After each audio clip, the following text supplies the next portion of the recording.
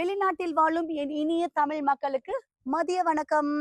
So என்னடா இது மதிய வணக்கம்னு சொல்றேன்னு பாக்குறீங்களா? எஸ், கரெக்டா டைம் வந்து உங்களுக்கு 2 o'clock, 2 p.m.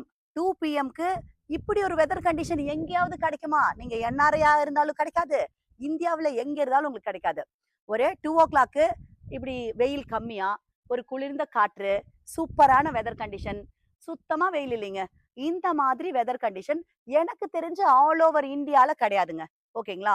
So all over இந்தியாவுல இருந்து கோயம்புத்தூருக்கு ரீலொகேட் ஆகுறதுக்கு நெறைய பேர் என்கொயரி பண்றாங்க. காரணம் இல்லாமயா?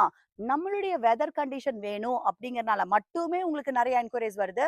சோ இப்போ உங்களுடைய அம்மா, அப்பாக்கும் இந்த மாதிரி ஒரு வெதர் கண்டிஷன்ல நம்ம கோயம்புத்தூர்ல வில்லா வேணும் அப்படின்னா, நீங்க டிஸ்ப்ளேல தெரியற நம்பருக்கு கான்டாக்ட் பண்ணிக்கோங்க.